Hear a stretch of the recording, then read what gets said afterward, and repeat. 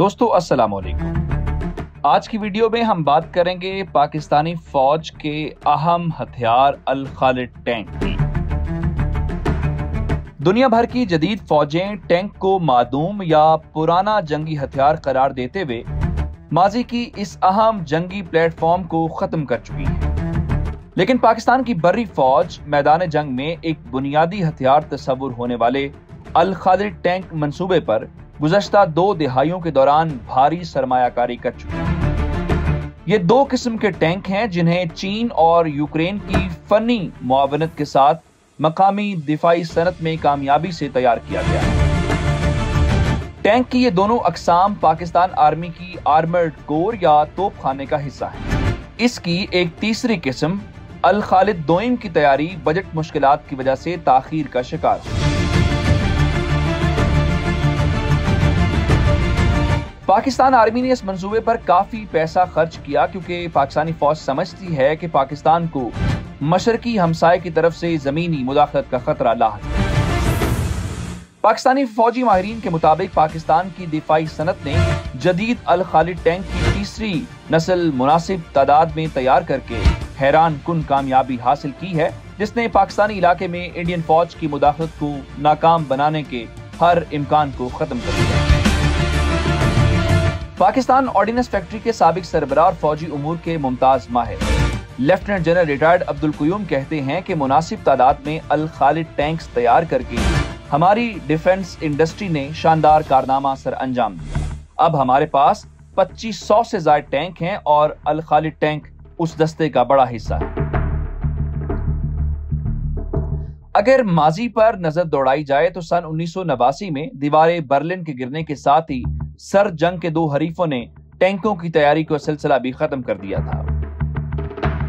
Sir जंग के इन 2 हरीफों में एक तरफ नेटो यानी मगरबी यूरोपियन और अमेरिका की क़यादत में धड़ा और दूसरी जानिब मशरकी यूरोप और मॉस्को की क़यादत में मुआहदा-ए वारसा इत्तेहादी थे। सर जंग की सरहद से दोनों की वापसी के साथ ही दोनों तरफ टैंक साजी भी अंजाम को पहुंच गई। अमरीकी अफवाज ने इराक और अफगान जंगों में इस्तेमाल किए गए अगरचे टैंक तैयार किए थे, लेकिन इन जंगों में उनका ज्यादातर इन्हिसार फजाई कुव्वत पर ही रहा। सर जंग के खात्मे पर जब जमीनी मुदाखलत और जारहियत का खतरा खत्म हो गया तो यूरोप में टैंक साजी भी खत्म हो गई, लेकिन यूक्रेन में रूसी मुदाखलत ने इन खदशात और खतरात को फिर से जिंदा कर दिया। जनूबी एशिया में स्ट्रेटेजिक या जंगी हिकमत अमली की हकीकत बिल्कुल बरअक्स है, जहां पाकिस्तान और इंडिया की जमीनी अफवाज अब भी एक दूसरे के खिलाफ जमीनी मुदाखलत को एक बड़ा खतरा तस्वुर करती है। गुज़श्ता 30 साल के दौरान जनूबी एशिया के तनाजुर में अमरीकी स्ट्रेटेजिक इंस्टीट्यूट की बहुत सारी जंगी मशकों यानी वॉर गेम्स का निचोड़ ये था कि इंडियन फौज अपने आर्मर्ड दस्तों की मदद से पाकिस्तान के मरकजी या अंदरूनी हिस्से तक मुदाखलत कर सकती है, जिसे रोका नहीं जा सकता। जौहरी सलाहियत रखने वाले पाकिस्तान का नसर मिसाइल इंडिया की तरफ से इस नौइयत की आर्मर्ड जारहियत के खिलाफ तीर बहादिफ जवाबी हथियार है। जंग छिड़ने और इंडिया की तरफ से इस नौइयत की कार्रवाई के जवाब में पाकिस्तान अपने असलहा खाने में मौजूद ये तीर चला सकता है, लिहाजा पाकिस्तान और इंडिया के तनाजुर में टैंक अब भी एक कारगर हथियार है। पाकिस्तानी फौज सन 2000 से शुरू होने वाले इस टैंक मंसूबे में अब तक भारी सरमायाकारी कर रही है, जिसकी नाक नक्शे से लेकर टैंक साजी तक के बड़े मंसूबे की जिम्मेदारियां पाकिस्तान डिफेंस इंडस्ट्री के सुपुर्द हैं। मैदान जंग के इस बुनियादी हथियार अल खालिद टैंक की जदीद किस्म को जौहरी, हयातियाती यानी बायोलॉजिकल और कीमियाई माहौल में इस्तेमाल किया जा सकेगा। जौहरी तौर पर महफूज टैंक का मतलब यह है कि अगर जौहरी हमला होता है तो ऐसे में टैंक के अंदर मौजूद अमला महफूज रहेगा।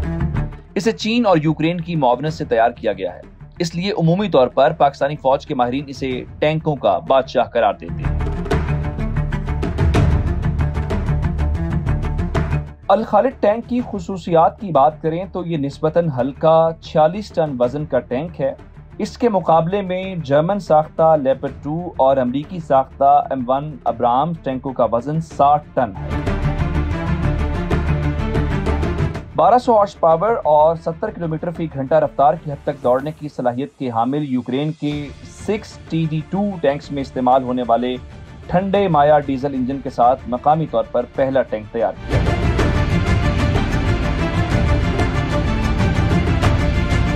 پاکستان آرمی کے زیر انتظام الہلال میگزین میں شائع ہونے والے ایک مضمون کے مطابق 1990 کے اوائل میں پاکستان نے خود ٹینک ڈیزائن کیا اور اسے تیار کیا جو عصر حاضر میں استعمال ہونے والے ٹینکوں کے ہم پلہ تھا۔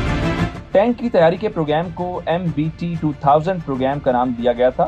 ہمارے عظیم اور آزمودہ کار دوست چین کے اشتراک عمل سے اس پروگرام پر عمل درآمد کیا گیا تھا۔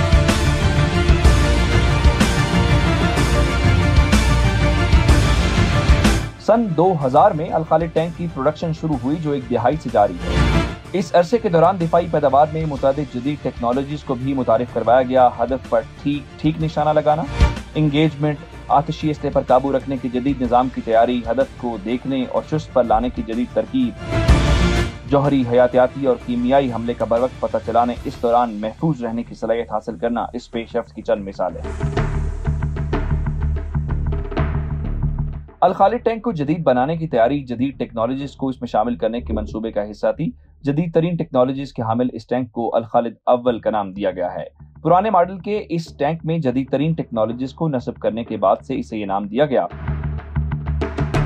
اپنی صلاحیت کے اعتبار سے یہ ٹینک دشمن کو فوری انگیج کرنے، حملہ آور سے پہلے اسے جا لینے اور ٹھیک ٹھاک نشانے بنانے کے قابل ہے۔ الخالد اول پاکستان آرمڈ کے دستے میں ٹینکوں کی تیسری نسل کا اضافہ ہے۔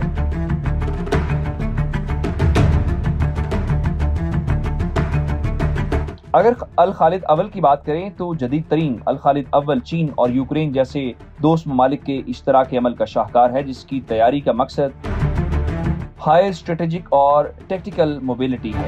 آسان الفاظ میں ایک ایسا ٹینک ہے جو میدان جنگ میں بڑی تیزی سے نہ صرف حرکت کر سکتا ہے بلکہ جوہری ہتھیاروں کے استعمال میں بھی نہایت کارگر اور مؤثر ہے۔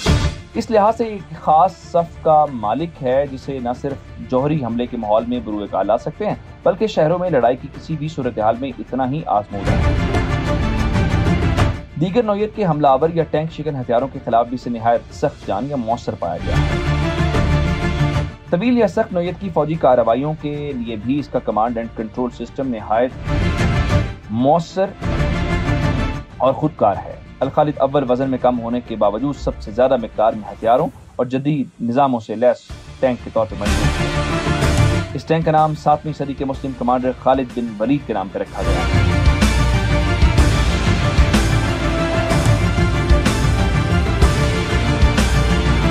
یہ سن 2001 میں پاکستانی فوج میں باضابطہ شامل ہوا۔ ایک اندازے کے مطابق 600 الخالد ٹینک اس وقت پاکستان آرمی کے زیر استعمال ہے۔